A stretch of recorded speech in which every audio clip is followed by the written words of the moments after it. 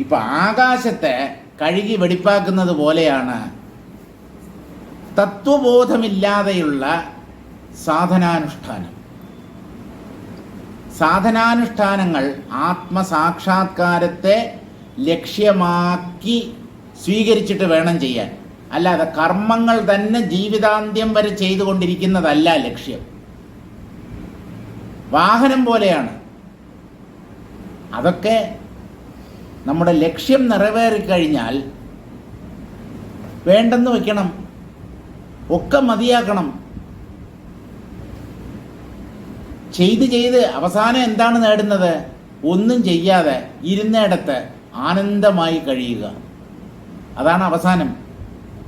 അല്ലാതെ ജീവിത അന്ത്യം വരെ കർമ്മം ചെയ്യുകയല്ല ലക്ഷ്യം.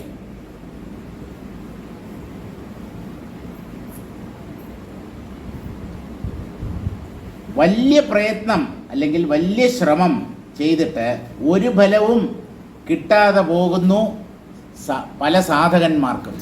അങ്ങനെ ഒരു ദുസ്ഥിതി ആർക്കും ഉണ്ടാവരുത്.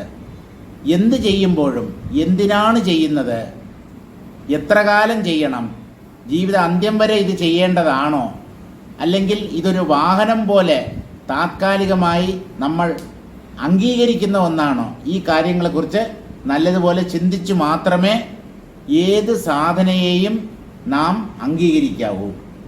സഹകാര്യാദിപൂർവാണാം കാരണാനാം അഭാവതഃ യദാദാവേവനോത്പന്നം തന്നാമാദ്യ ഭവേത് കുതഃ. സഹകാരി മുതലായ കാരണങ്ങൾ ഇല്ലാതെ വെറുതെ ഉണ്ടെന്ന് തോന്നുന്ന ഒരു കാഴ്ചയാണ് ഈ പ്രപഞ്ചം.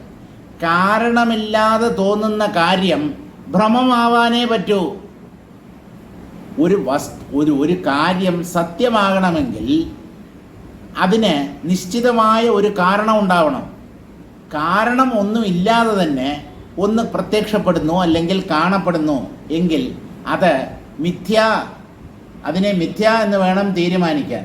ഈ പ്രപഞ്ചം ഉപാദാന കാരണം, നിമിത്ത കാരണം, സഹകാരി കാരണം, ഇങ്ങനെയുള്ള കാരണങ്ങളുടെ സഹായമില്ലാതെ വെറുതെ ഉണ്ടെന്ന് തോന്നുന്ന ഒന്നാണ്.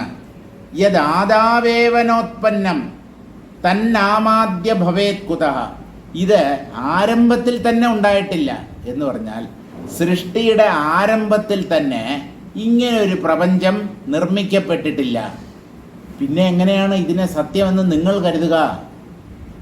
ഉണ്ടാകാത്ത ഒന്നിനെയാണ് നാം സത്യമെന്ന് കരുതുന്നത്. അതിനെയാണ് ഭ്രമമെന്ന് പറയുന്നത്. യഥാർത്ഥത്തിലില്ല, പക്ഷേ നമ്മൾ അതിന് സത്യത്വം കൽപ്പിക്കുന്നു.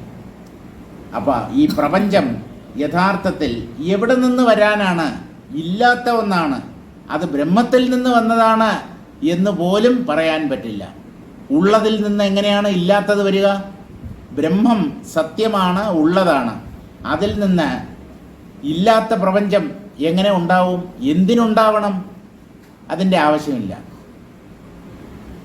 ജീവന്മാരുടെ ഉള്ളിലെ അവിദ്യയാണ് പ്രപഞ്ചാനുഭവത്തിന് മൂലകാരണം. പൃഥ്വ്യാദീനാം അസത്വം തോ അകാരണത്വാദ് അജാതത്വാദിന പ്രാക് സാധിതമിത്യാഹ. ഭൂമി മുതലായവ വാസ്തവത്തിൽ ഇല്ലാത്തവയാണ്. കാരണം അവയ്ക്കൊരു കാരണം കണ്ടുപിടിക്കാൻ പറ്റില്ല.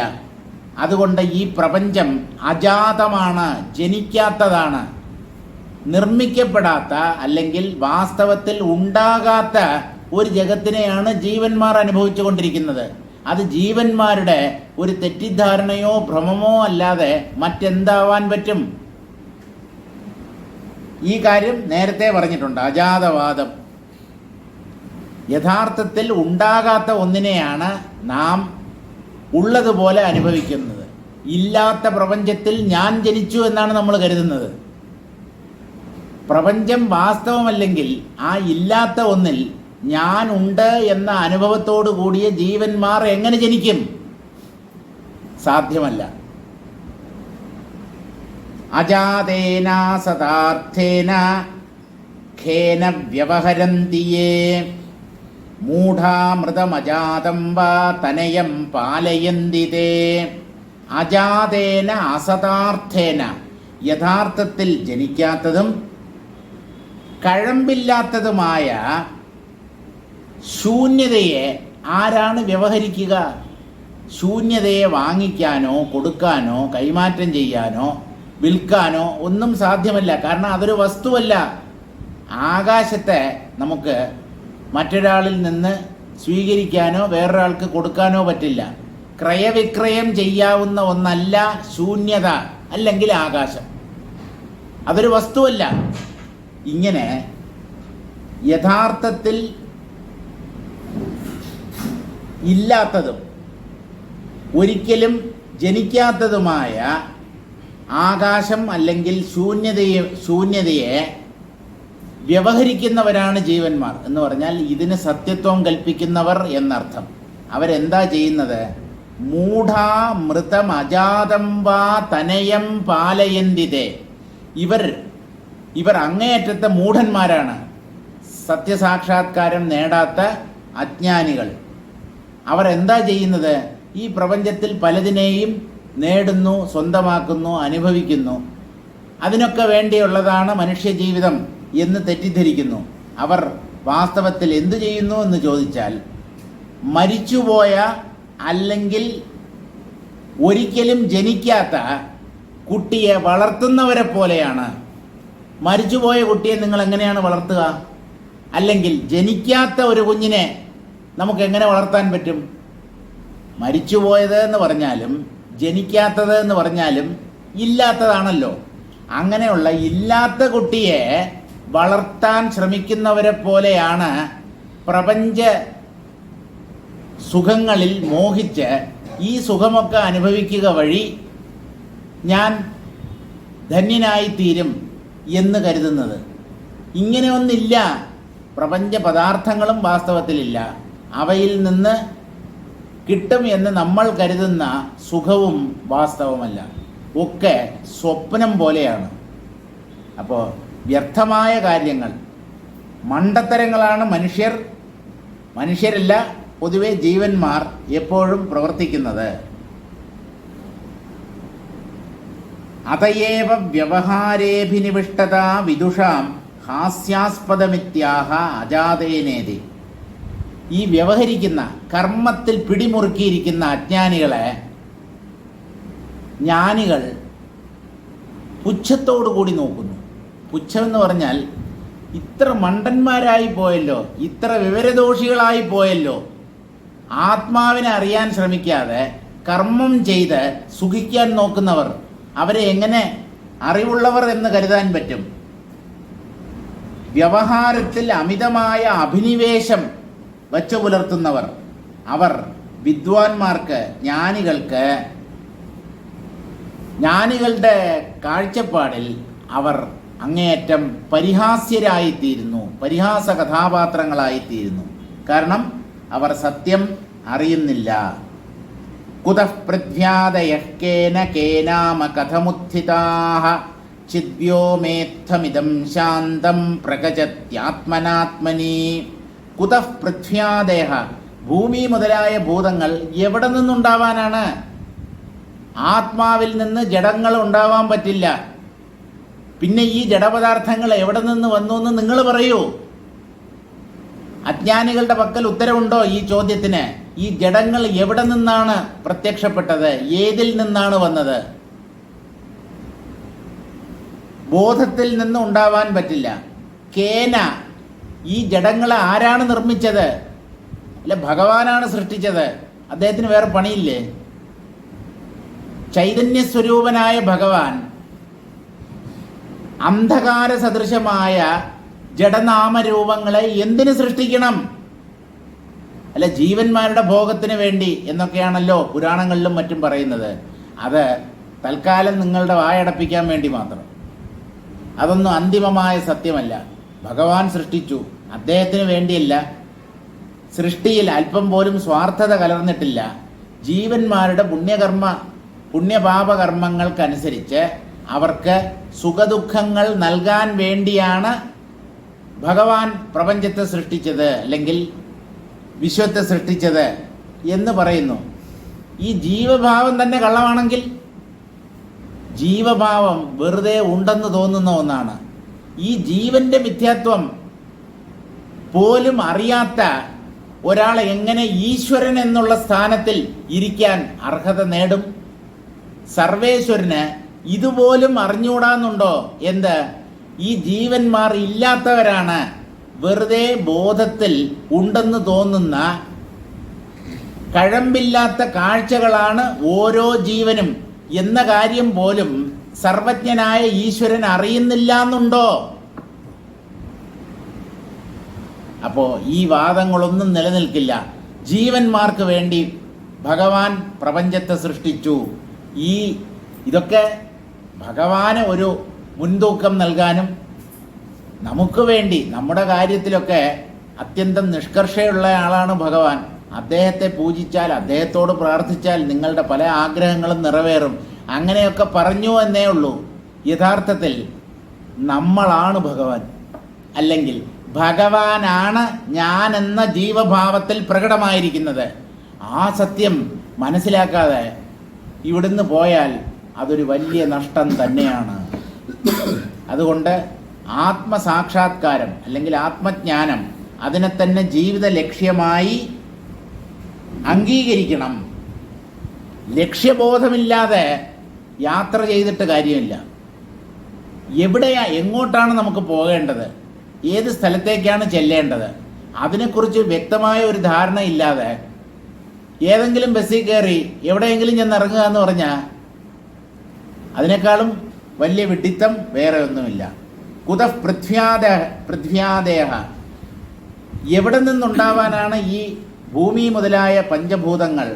കേന, ആരാണ് ഇവയെ ഉണ്ടാക്കിയത് അല്ലെങ്കിൽ സൃഷ്ടിച്ചത്? കേനാമ കഥമുത്ഥിതാഹ, ഇവയൊക്കെ എങ്ങനെയാണ് പൊന്തിയത്? ഭഗവാൻ സൃഷ്ടിച്ചു എന്ന് കരുതിയാൽ തന്നെ അദ്ദേഹം എന്തുപയോഗിച്ചാണ് ഈ പഞ്ചഭൂതങ്ങളെ സൃഷ്ടിച്ചത്? ഈ ചോദ്യങ്ങൾക്കൊന്നും തൃപ്തികരമായ ഉത്തരം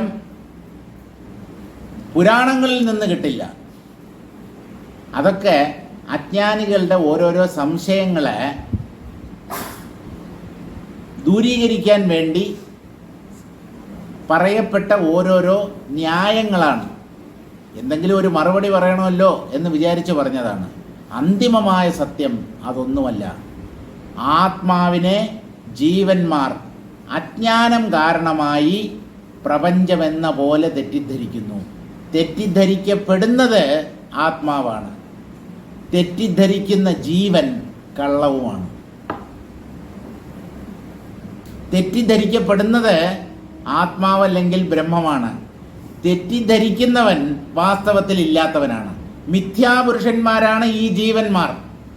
ഈ ജീവനാണ് ചോദിക്കുന്നത്, എൻ്റെ അനുഭവമണ്ഡലത്തിലുള്ള പ്രപഞ്ചത്തെ ആര് സൃഷ്ടിച്ചു? ഇതെവിടെ നിന്ന് വന്നു? നീ തന്നെ ഇല്ല. ഈ ചോദ്യകർത്താവുണ്ടല്ലോ, ചോദ്യം ചോദിക്കുന്നവൻ, അവൻ തന്നെ വാസ്തവമല്ല. ആ കാര്യം മനസ്സിലാക്കിയാൽ പിന്നെ ചോദ്യം തന്നെ ഇല്ല. ക്വസ്റ്റ്യൻ ദ ക്വസ്റ്റ്യനർ എന്നാണ് രമണ മഹർഷി പറയുന്നത്. ചോദ്യകർത്താവിൻ്റെ അസ്തിത്വത്തെ നിങ്ങൾ എന്തുകൊണ്ട് ചോദ്യം ചെയ്യുന്നില്ല?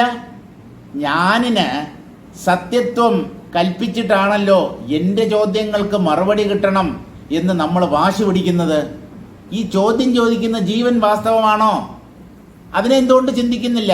ചോദ്യകർത്താവിനെ ചോദ്യം ചെയ്യുന്നില്ല.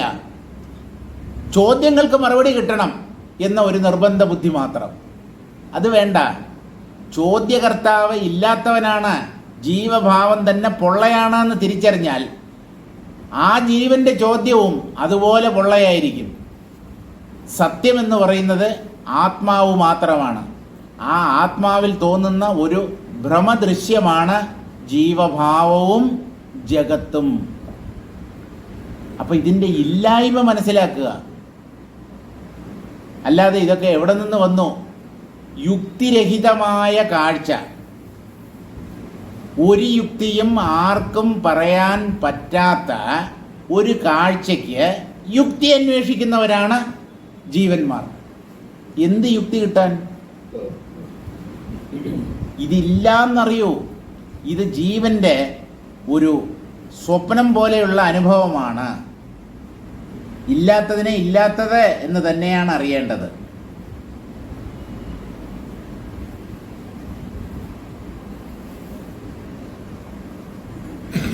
ചിദ്വ്യോമേത്ഥമിതം ശാന്തം പ്രകജത്യാത്മനാത്മനെ.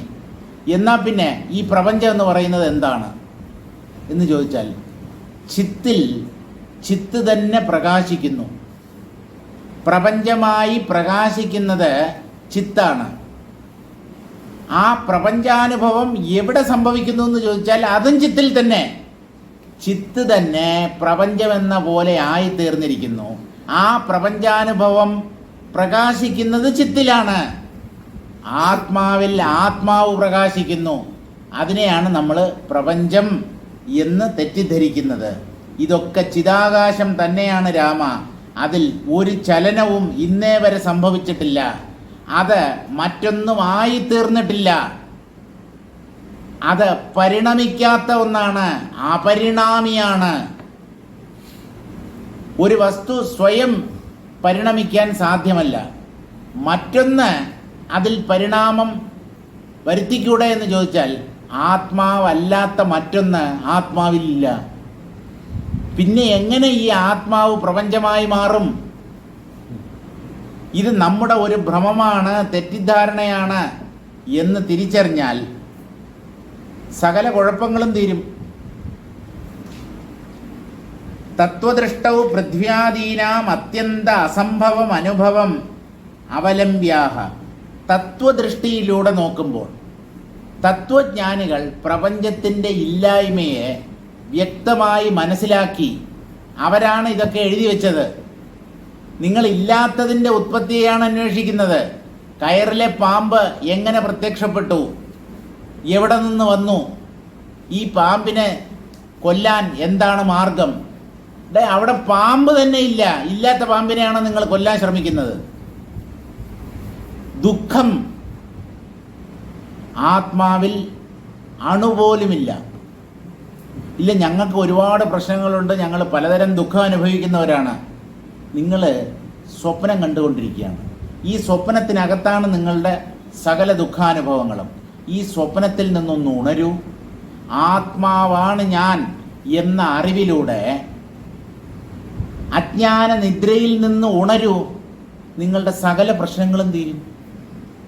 ഉണരാത്തിടത്തോളം ഈ ദുസ്വപ്നം ജീവൻ കണ്ടുകൊണ്ട് തന്നെ ഇരിക്കും. കാണുന്നത് മുഴുവൻ ദുസ്വപ്നമാണ്. ഭയപ്പെടുത്തുന്ന ദൃശ്യങ്ങൾ, ആശങ്കയുളവാക്കുന്ന സംഭവങ്ങൾ, ഇതാണ് പ്രപഞ്ച സ്വപ്നത്തിൽ എന്നും സംഭവിക്കുന്നത്.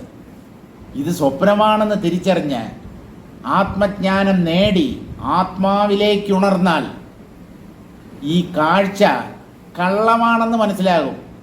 ഒന്ന് കള്ളമാണെന്ന് തിരിച്ചറിയുന്നതോടുകൂടി അതിനെ കൊണ്ടുള്ള സകല ബാധകളും നീങ്ങിക്കിട്ടുകയും ചെയ്യും. തത്വജ്ഞാനിയുടെ ദൃഷ്ടി, അതാണ് തത്വദൃഷ്ടി. എല്ലാം ആത്മമയമാണ് എന്ന ദൃഷ്ടി അംഗീകരിക്കുമ്പോൾ പഞ്ചഭൂതങ്ങൾ ഒന്നും തന്നെ ഇവിടെയില്ല. ഇത് ആത്മജ്ഞാനികൾ അവരുടെ ഉള്ളിൽ സാക്ഷാത്കരിച്ചിട്ടുള്ള സത്യമാണ്. ഇത് അനുഭവത്തിലൂടെ ശരിവയ്ക്കപ്പെട്ട കാര്യമാണ്. ഒന്നല്ല, അനേകം വ്യക്തികൾ, എത്രയോ മഹാത്മാക്കൾ, അവരെല്ലാവരും ഈ പ്രപഞ്ചത്തിൻ്റെ മിഥ്യാത്വത്തെ സാക്ഷാത്കരിച്ചവരാണ്. നമുക്ക് തൽക്കാലം അത് കഴിയുന്നില്ല. അതിനിപ്പോൾ എന്ത് ചെയ്യാൻ പറ്റും? പതുക്കെ പതുക്കെ ഈ തത്വജ്ഞാനികളുടെ വാക്കുകളെ ഉൾക്കൊണ്ട് തത്വവിചാരം ചെയ്ത് പ്രപഞ്ചത്തിൻ്റെ മിഥ്യാത്വം മനസ്സിലാക്കൂ. അങ്ങനെ ആത്മാവിനെ കണ്ടെത്തൂ. അപ്പോൾ സംശയങ്ങളൊക്കെ തീർന്നു കിട്ടും. കാര്യകാരണ കാലാദി കൽപ്പനാകുലചേതസാം ഏവം പൃഥ്വ്യാദയഃ സന്തി തൈർബാലൈരലമസ്തുനഃ. കാര്യകാരണ കാലാദി കൽപ്പനാകുലചേതസാം. ജീവന്മാരുടെ സ്ഥിതി എന്താണെന്നോ? അവർ കാര്യങ്ങളെ കാണുന്നു. കാര്യങ്ങളെന്ന് പറഞ്ഞാൽ പ്രപഞ്ച പദാർത്ഥങ്ങൾ. ഇതൊക്കെ സൃഷ്ടിക്കപ്പെട്ടതാണ്, എപ്പോഴോ ഉണ്ടായതാണ് എന്നാണ് നമ്മൾ കരുതുന്നത്. ഈ കാര്യങ്ങൾക്ക് ഒരു കാരണം ഉണ്ടാവണം. പക്ഷെ ആ കാരണം എന്താണെന്ന് ജീവന്മാരറിയുന്നില്ല. ഇങ്ങനെ കാര്യമെന്നും കാരണമെന്നും കാലമെന്നും ദേശമെന്നും ഒക്കെ ഇല്ലാത്തവയാണ്. ഇതിനെയൊക്കെ വാസ്തവം എന്ന് കരുതി ഭ്രമിച്ചു കഴിയുന്നു ജീവന്മാർ. ഇല്ലാത്തതിനെ സത്യമെന്ന് കരുതിയാൽ അവന് ഒരു സ്വസ്ഥതയും അനുഭവിക്കാൻ പറ്റില്ല. അസത്യം എന്നും മനുഷ്യനെ ദുഃഖിപ്പിച്ചിട്ടേ ഉള്ളൂ. സത്യമാണ് നമ്മളെ സുഖിപ്പിക്കുന്നത്. ആനന്ദാനുഭവം നേടിത്തരുന്നത് ഉള്ളതിനെക്കുറിച്ചുള്ള അറിവാണ്, ഉള്ളത് ആത്മാവാണ്. അതുകൊണ്ട് ആത്മജ്ഞാനത്തിലൂടെ മാത്രമേ സമ്പൂർണമായ ദുഃഖമോചനം നേടാൻ കഴിയൂ. മിഥ്യയെ സത്യമെന്ന് കരുതി കഴിയുന്നവർക്ക് അവർ ഒരിക്കലും ദുഃഖത്തിൽ നിന്ന് കരകയറാൻ സാധ്യമല്ല. ഇങ്ങനെ പലതരം ആശങ്കകളും വ്യാകുലതകളും കൂടിയ ഒക്കെ ഇവയോട് കൂടിയവരായി മനുഷ്യർ ജീവിക്കുന്നു. ഏവം പൃഥ്വ്യാദയസന്ധി. അജ്ഞാനികളാണ് പ്രപഞ്ചത്തിന് സത്യത്വം കൽപ്പിക്കുന്നത്. അവരാണ് ശരീരത്തെയും പ്രപഞ്ച പദാർത്ഥങ്ങളെയും മറ്റ് ജീവജാലങ്ങളെയും സത്യം എന്ന് കരുതി ജീവിക്കുന്നത്. അവർക്കാണ് മോഹം. അവരുമായിട്ട് സംസാരിക്കാനോ അവരുമായിട്ട് ഒരു കാര്യം ചർച്ച ചെയ്യാനോ ഞങ്ങൾ തയ്യാറല്ല. ഒന്നും അറിയാത്ത ബാലന്മാരുമായിട്ട് വാദപ്രതിവാദത്തിൽ ഏർപ്പെട്ടിട്ട് എന്ത് പ്രയോജനം? സത്യദർശികൾ എന്ന് പറഞ്ഞാൽ സത്യത്തെ വ്യക്തമായി സാക്ഷാത്കരിച്ചവരാണ്. അജ്ഞാനികൾ ശിശുക്കളാണ്, ഒന്നും അറിയാത്തവർ. അവരോട് ഞങ്ങൾ തർക്കിക്കാനില്ല. അവരുടെ ചോദ്യങ്ങൾക്ക് മറുപടി പറയുകയല്ല ഞങ്ങളുടെ ജീവിത ലക്ഷ്യം. ഞങ്ങൾ പറയുന്നത് അല്പമെങ്കിലും ഉൾക്കൊണ്ട് ഞങ്ങളോട് ഭക്തിയും ഞങ്ങളുടെ വാക്കുകളിൽ വിശ്വാസവും ഉള്ളവരോട് മാത്രമേ ഞങ്ങൾ സംവദിക്കാറുള്ളൂ. അല്ലാതെ രണ്ടാം വാക്കിന് കയറി അടിക്കുന്ന ഈ അജ്ഞാനികളെ, ഗുരുവിനെ മലർത്തി അടിക്കാൻ ശ്രമിക്കുന്ന ഈ ശിഷ്യന്മാരെ, ഇവരുമായിട്ട് ഞങ്ങൾ ഒരു പരിപാടിക്കുമില്ല.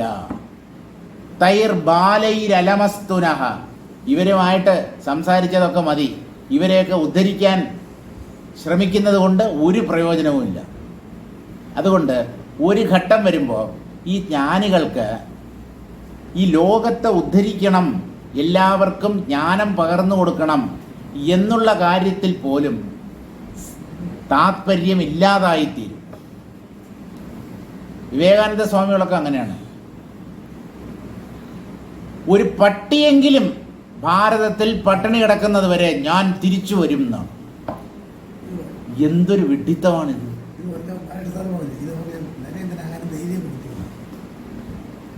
ഒരു പട്ടിയെങ്കിലും ഭാരതത്തിൽ പട്ടിണി കിടക്കുന്നിടത്തോളം കാലം ഞാൻ പുനർജനിക്കും. എന്തിന്? അതിൻ്റെ പട്ടിണി മാറ്റാൻ. അപ്പോൾ പട്ടി പോലും പട്ടിണി കിടക്കുന്നത് വിവേകാനന്ദ സ്വാമികൾക്ക് ഇഷ്ടമില്ലായിരുന്നു. അപ്പോൾ മനുഷ്യർ പട്ടിണി കിടക്കുന്നത് അദ്ദേഹം സഹിക്കുമോ? ഞാനാരാപ്പ ഈ ലോകത്തെ നന്നാക്കാൻ? Who are you? നിങ്ങളാണോ ഈ പ്രപഞ്ചത്തെ സൃഷ്ടിച്ചത്? ഈ പ്രപഞ്ചത്തിലുള്ള സംഭവ വികാസങ്ങൾക്ക് നിങ്ങളാണോ ഉത്തരവാദി? അല്ലല്ലോ. ദുർഗാനന്ദ സ്വാമി പറഞ്ഞ പോലെ ബ്ലോക്ക് ഉണ്ടാക്കിയവൻ നോക്കിക്കോളും. ഏത് ബ്ലോക്ക്? ബ്ലോക്ക് പഞ്ചായത്തല്ല, ഹാർട്ടിൽ ബ്ലോക്ക് ഉണ്ടാക്കിയവൻ നോക്കിക്കോളൂന്ന്. ആരാ ബ്ലോക്ക് ഉണ്ടാക്കിയത്? സർവേശ്വരൻ. ഹൃദയധമനികളിൽ ബ്ലോക്ക് ഉണ്ടാക്കിയത്, രക്തം ഉറഞ്ഞു കട്ടിയായി ആ രക്തസഞ്ചാരത്തിന് തടസ്സമുണ്ടാക്കിയത് അകത്തിരിക്കുന്ന അങ്ങേര് തന്നെയാണ്. മൂപ്പര് നോക്കിക്കോളും. അല്ലാതെ ഞാൻ സ്റ്റെൻഡ് ഇടാനോ ബൈപ്പാസിനോ ഒന്നും ഞാൻ പോകുന്നില്ല. പോണെങ്കിൽ പോട്ട് പുല്ല്. പൈസയോടുള്ള ആർത്തി കൊണ്ടല്ല, കാശ് ചെലവായി പോകുന്നുള്ള വിചാരമല്ല. ശരീരത്തെ തൃണസമാനമായി കരുതുന്നത് കൊണ്ടാണ് ഇങ്ങനെയൊക്കെ സംസാരിക്കാൻ പറ്റുന്നത്. ഗുരുദേവൻ ഒരിക്കൽ അദ്ദേഹത്തിൻ്റെ അവസാന കാലത്ത് പറഞ്ഞു, വേദന കൊണ്ട് പുളയും. ഗുരുദേവന് അവസാനം വന്ന ബുദ്ധിമുട്ട് എന്തെന്നോ? മൂത്ര തടസ്സം, മൂത്രം പോവില്ല. അതികഠിനമായ വേദന, അടിവയർ മുഴുവൻ വേദനിക്കും. അപ്പോൾ ഈ വേദന സഹിക്കാൻ വയ്യാതെ അദ്ദേഹം മൂളുകയും ഞരങ്ങുകയും ഒക്കെ ചെയ്യും. അപ്പോൾ ശിഷ്യൻ ചെന്ന് ചോദിച്ചു, വല്ലാത്ത ബുദ്ധിമുട്ട് തന്നെയല്ലേ, അങ്ങ് ഒരുപാട് വേദന അനുഭവിക്കുന്നുണ്ടല്ലേ എന്ന്. അപ്പോൾ അദ്ദേഹം പറഞ്ഞു, ഈ വേദനയൊന്നും എനിക്കില്ല, വേദനയൊക്കെ ഈ ശരീരത്തിനാണ്. ഉണങ്ങിയ ഓല കീറുമ്പോൾ നല്ല പോലെ ശബ്ദം കേൾക്കുന്നു, പച്ച ഓല കീറിയ അത്ര ശബ്ദം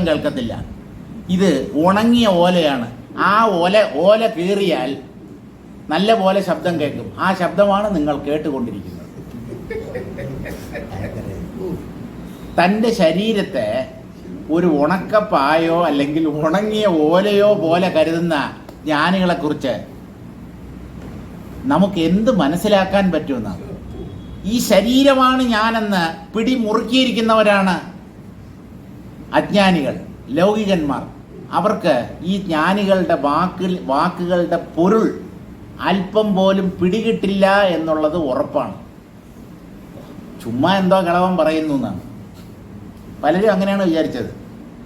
ബാലകൃഷ്ണൻ നായർ സാറ് അവസാന ശ്വാസം വരെ ബ്രഹ്മം മാത്രമേ ഉള്ളൂ, ഈ പ്രപഞ്ചം മിഥ്യയാണ്, ജീവഭാവം കള്ളമാണ്, ഈ ഒരൊറ്റ കാര്യം മാത്രമേ അവസാനം വരെ സാറ് സംസാരിച്ചുകൊണ്ടിരുന്നിട്ടുള്ളൂ. അവസാന കാലത്തിൽ ഇതൊക്കെ തന്നെയാണ് സംസാരിച്ചുകൊണ്ടിരുന്നത്. അപ്പോൾ ആൾക്കാർ പറയുന്നത് പണ്ടെന്തൊക്കെയോ കുറേ വേദാന്തം പഠിച്ചു, ഇപ്പോഴ് അദ്ദേഹത്തിൻ്റെ ബുദ്ധിക്ക് എന്തോ തകരാറ് പറ്റി, അതാണ് പഠിച്ചതേ പാടൂ എന്ന് പറയത്തില്ലേ, പണ്ടെന്തോ പഠിച്ചത് അതിങ്ങനെ കിളവൻ ഇങ്ങനെ പുലമ്പിക്കൊണ്ടിരിക്കുകയാണ്. ജ്ഞാനികളുടെ നില അജ്ഞാനികൾ എങ്ങനെ മനസ്സിലാക്കാൻ? അവരെ ബുദ്ധിശൂന്യന്മാർ അല്ലെങ്കിൽ ബുദ്ധിക്ക് തകരാറ് സംഭവിച്ചവർ, ഭ്രാന്തന്മാർ എന്ന് മറ്റുള്ളവർ മുദ്ര കുത്തുമ്പോഴും അവർ ജ്ഞാനത്തിൻ്റെ ഉത്തുംഗ ശൃംഗത്തിലാണ് കഴിയുന്നത് എന്നുള്ള സത്യം ലോകം തിരിച്ചറിയുന്നില്ല. അവരുടെ അനുഭവം അവിടെ അതൊന്നും വിലയിരുത്താൻ നമുക്ക് അർഹതയില്ല എന്ന് വേണം പറയാൻ. കാരണം ആ അനുഭവം നമ്മൾ നേടിയിട്ടില്ല. പിന്നെ എങ്ങനെയാണ് അവരുടെ വാക്കുകളെയോ അല്ലെങ്കിൽ അനുഭവത്തെയോ നാം വിലയിരുത്തുക? കാര്യം, കാരണം, കാലം തുടങ്ങിയവ എന്ന് പറഞ്ഞാൽ കാലം, ദേശം, നിമിത്തം ഇങ്ങനെയുള്ള കൽപ്പനകൾ കൊണ്ട് അസ്വസ്ഥരായിത്തീരുന്നു മനുഷ്യർ. ഏവം പൃഥ്വ്യാദയ സന്ധി. ഭ്രമിച്ചവൻ്റെ സങ്കല്പം അല്ലെങ്കിൽ തെറ്റിദ്ധാരണ മാത്രമാണ് ഈ പ്രപഞ്ചം, അല്ലാതെ പ്രപഞ്ചം എന്നൊരു വസ്തു യഥാർത്ഥത്തിലില്ല. അങ്ങനെയുള്ള ബാലന്മാരുമായി ഞങ്ങൾ വാദപ്രതിവാദത്തിൽ ഏർപ്പെടാൻ തയ്യാറല്ല. അവരോട് ഞങ്ങൾക്ക് സംസാരിക്കാൻ അശേഷം താല്പര്യമില്ല. അല്പമെങ്കിലും വിവേകമുള്ളവർ വരട്ടെ, അവരോട് സംവദിക്കാം. അല്ലാതെ അസത്യത്തെ സത്യമെന്ന് കരുതുന്നവർ, അവരോട് ഞങ്ങളെപ്പോലെയുള്ള സത്യദർശികൾ സംസാരിച്ചിട്ട് അവർക്ക് എന്ത് കിട്ടാനാണ്? മൂഢദൃഷ്ടിസ്തു നാസ്മാകം പ്രമാണമിത്യാഹ. മൂഢന്മാരുടെ തെറ്റിദ്ധാരണ ഞങ്ങൾക്ക് പ്രമാണമല്ല എന്നാണ്. ഞങ്ങൾക്ക് വേദങ്ങൾ, ഉപനിഷത്തുകൾ, വേദങ്ങൾ പറയുന്ന യുക്തികൾ, ഞങ്ങളുടെ സ്വാനുഭവം, ഇതാണ് ഞങ്ങളുടെ പ്രമാണം. ആ പ്രമാണങ്ങളിലൂടെയൊക്കെ ആത്മാവ് മാത്രമാണ് സത്യം എന്ന കാര്യം ഞങ്ങൾ നല്ല പോലെ മനസ്സിലാക്കിയിരിക്കുന്നു. ഈ മൂഢന്മാർ പറയുന്നത് ഞങ്ങളെന്തിന് അംഗീകരിക്കണം? അത് അവരുടെ ഒരു വിഭ്രമം മാത്രമാണ്, പ്രപഞ്ചം സത്യമാണ് എന്നുള്ള വിചാരം. തൈർ ബാലൈരലമസ്തുനഃ. അവരുടെ വാക്കോ അവരുടെ ആശയമോ അവരുടെ യുക്തിയോ ഒന്നും ഇങ്ങോട്ട് വേണ്ട, അതൊക്കെ നിങ്ങൾ കൈ വെച്ചിരുന്നാൽ മതി എന്നാണ്. ഞങ്ങൾ വ്യക്തമായി സത്യസാക്ഷാത്കാരം നേടിയവരാണ്. ഞങ്ങളുടെ അനുഭവത്തിന് പ്രമാണം വേദങ്ങളും ഉപനിഷത്തുകളുമാണ്. ഇതിനെ കവിഞ്ഞ് മറ്റൊരനുഭവം നേടാനില്ല. അങ്ങനെ വേദത്തിൻ്റെ അന്തത്തിൽ എത്തിച്ചേർന്നവരാണ്. അറിവിൻ്റെ അവസാനം അതാണ് വേദാന്തം. അറിവ് എവിടെ അവസാനിക്കുക? ഇനി ഒന്നും അറിയാൻ ബാക്കിയില്ല എന്ന ബിന്ദുവിൽ അറിവ് അവസാനിക്കും.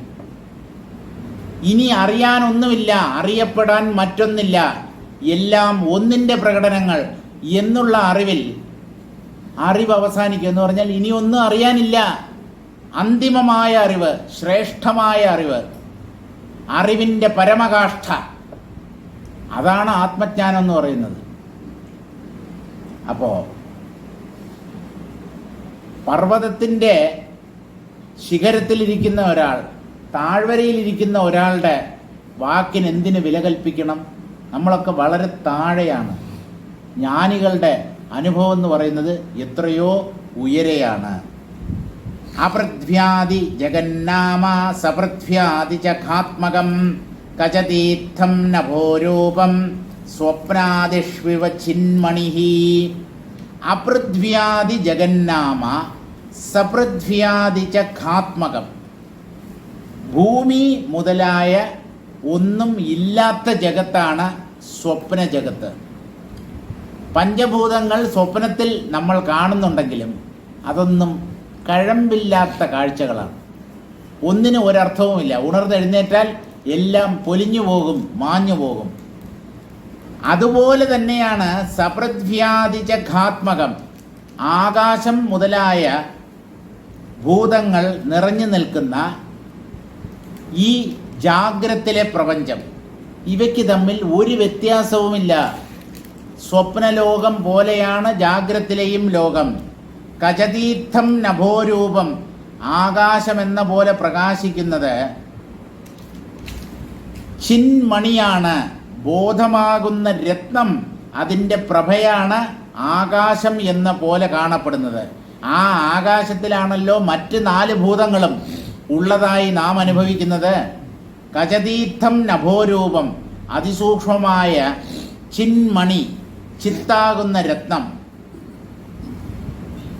അതിൽ വെറുതെ ഉണ്ടെന്ന് തോന്നുന്ന ഒരു ഭ്രമം മാത്രമാണ് ഈ പ്രപഞ്ചം. ഏതുപോലെ സ്വപ്നം മുതലായ സ്വപ്നാനുഭവത്തിൽ ഇല്ലാത്ത പലതിനെയും നമ്മൾ നമ്മുടെ ഉള്ളിൽ തന്നെ ഉള്ളതുപോലെ അനുഭവിക്കുന്നില്ലേ? അതുപോലെ ചിത്ത് അതിൻ്റെ ഉള്ളിൽ തന്നെ പ്രപഞ്ചത്തെ ഉണ്ടെന്ന് അറിയുന്നു, അനുഭവിക്കുന്നു. പക്ഷേ ആ അനുഭവം തെറ്റാണ്, മിഥ്യയാണ്.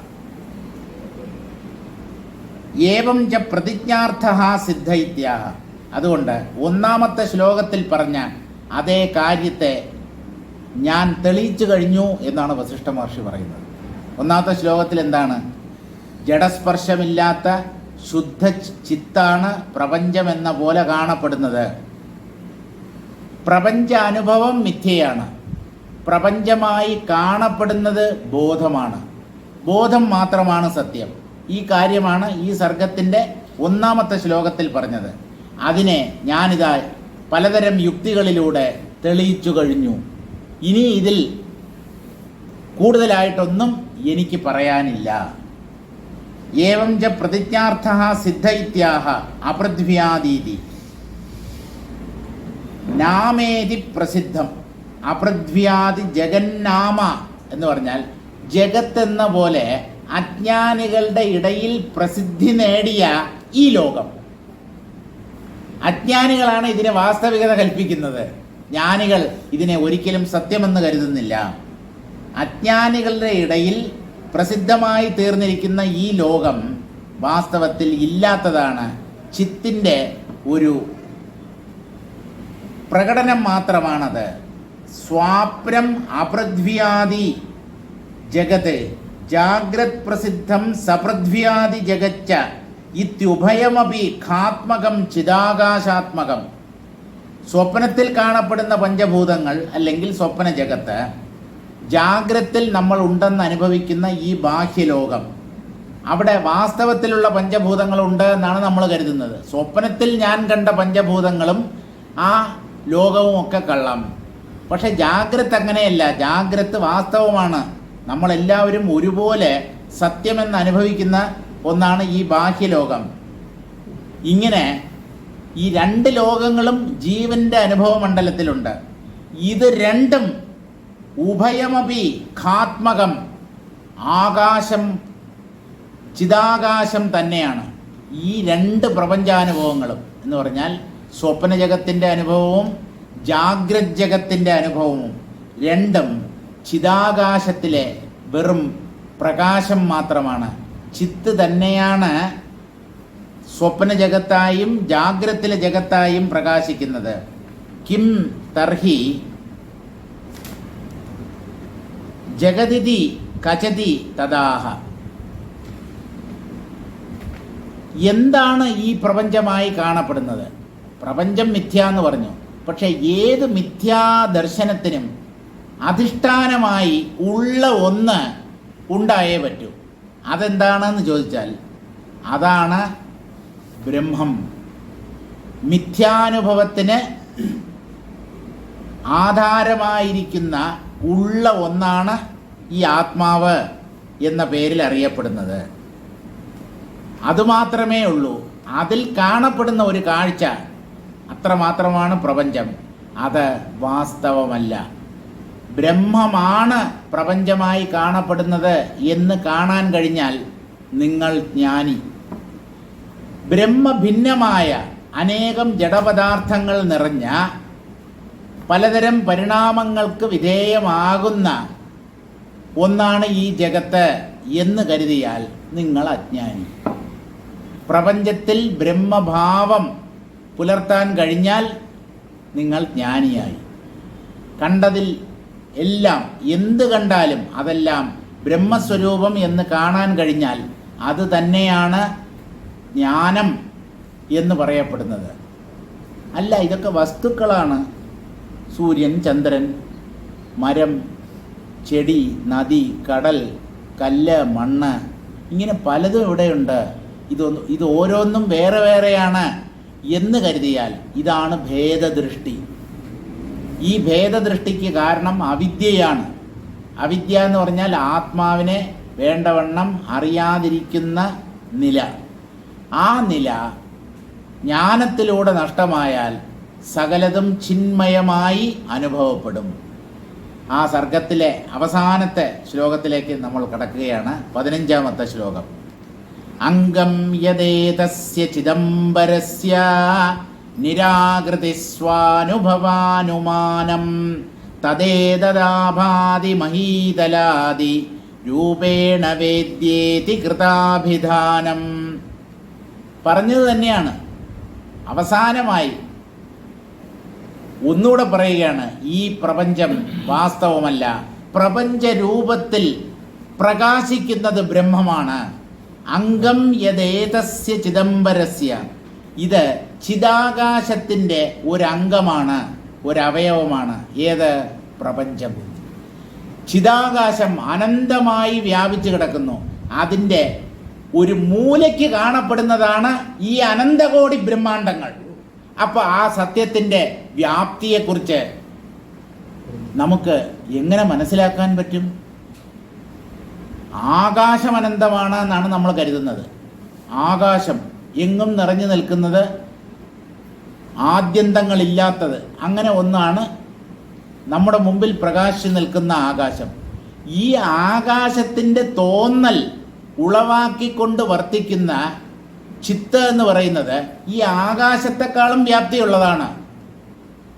ആകാശത്തെക്കാളും സൂക്ഷ്മമായ ഒന്ന്, ആകാശത്തെക്കാളും വ്യാപിച്ചു കിടക്കുന്ന ഒന്ന്, ഇതിനെ മനുഷ്യബുദ്ധിക്ക് എങ്ങനെ പിടിച്ചെടുക്കാൻ കഴിയും? സാധ്യമല്ല. അതുകൊണ്ട് ബുദ്ധി കൊണ്ട് ഗ്രഹിക്കപ്പെടേണ്ട ഒന്നല്ല ഈ ആത്മാവ്. അതിനെ അനുഭവിച്ചവർക്ക് അതെന്താണെന്നുള്ള കാര്യത്തിൽ ലവലേശം സംശയമില്ല. അത് തന്നെയാണ് പ്രപഞ്ചവും ഞാനുമായി തീർന്നിരിക്കുന്നത്. ഈ കാര്യത്തിൽ അവർക്ക് ഒരു സംശയവും ഉണ്ടായിട്ടില്ല. അംഗം യദേതസ്യ ചിദംബരസ്യ, ചിദംബരം എന്ന് പറഞ്ഞാൽ ചിദാകാശം. ചിദാകാശത്തിൻ്റെ ഒരംഗമോ അവയവമോ മാത്രമാണ് ഈ പ്രപഞ്ചം. നിരാകൃതി സ്വാനുഭവാനുമാനം, ആകാശത്തിന് നിശ്ചിത ആകൃതിയില്ല, രൂപമില്ല. ചിദാകാശത്തിൻ്റെയും സ്വഭാവം ഇത് തന്നെ. അതിന് വിശേഷിച്ച് രൂപമില്ല, ആകൃതിയില്ല. പഞ്ചേന്ദ്രിയങ്ങളിലൂടെയോ മനോബുദ്ധികളിലൂടെയോ അതിനെ പിടിച്ചെടുക്കാൻ പറ്റില്ല. പക്ഷേ സ്വാനുഭവാനുമാനം, ഞാനുണ്ട് എന്ന അറിവായി പ്രകാശിക്കുന്നത് ഈ അനന്തമായ ചിദാകാശമാണ്. ഞാനുണ്ട്, ഈ ഞാൻ എന്ന ഭാവം കള്ളമാണ്, സമ്മതിച്ചു. കാരണം പൊന്തി മറയുന്നതാണ്. പക്ഷേ ഞാൻ പൊന്തുമ്പോൾ അതിന് ഉണ്മ നൽകുന്നത്, ഞാൻ മറഞ്ഞുപോയതിന് സാക്ഷിയായിരിക്കുന്നത്, അതിനെ ഇല്ലെന്ന് പറയാൻ നമുക്കാർക്കും അവകാശമില്ല.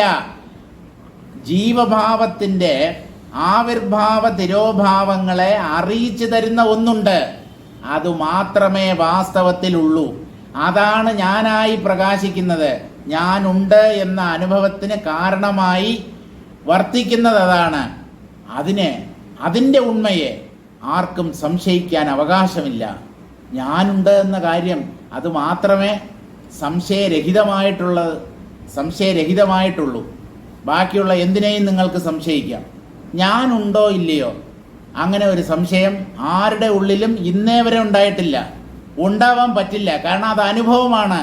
ഞാനുണ്ട് എന്നുള്ളത് എൻ്റെ വ്യക്തമായ അനുഭവമാണ്, ഓരോ ജീവൻ്റെയും അനുഭവമാണ്. അതിനെ എങ്ങനെ നമുക്ക് സംശയിക്കാൻ കഴിയും? അങ്ങനെ സദാ സകലരുടെയും ഉള്ളിൽ തൻ്റെ അസ്തിത്വത്തെ വിളിച്ചറിയിച്ചുകൊണ്ട് അനുഭവസ്വരൂപമായി വർത്തിക്കുന്ന ഒന്നാണ് ഈ ആത്മാവ്. തദ്ദേതദാഭാതി മഹീതലാദിരൂപേണ, ആ തൻ്റെ ഉള്ളിൽ ഞാനായി പ്രകാശിക്കുന്ന അത് തന്നെയാണ് ഈ ഭൂമുഖമായിട്ടും ഭൂമിയായിട്ടും മറ്റ് ഭൂതങ്ങളായിട്ടും അണ്ടചരാചരങ്ങളായിട്ടും പ്രകാശിക്കുന്നത്. ഇത് തന്നെയാണ്, അത് അകത്തുള്ളത് തന്നെയാണ് പുറത്തുള്ളത് എന്ന് അറിഞ്ഞാൽ അത് ശരിയായ അറിവ്. വേദ്യേതി കൃതാഭിധാനം, നമ്മുടെ അനുഭവമണ്ഡലത്തിൽ നമ്മളാൽ അറിയപ്പെടുന്ന അനന്തകോടി നാമരൂപങ്ങൾ നിറഞ്ഞ ഈ പ്രപഞ്ചം ആത്മാവിൻ്റെ ഒരു പ്രകടനം മാത്രമാണ്.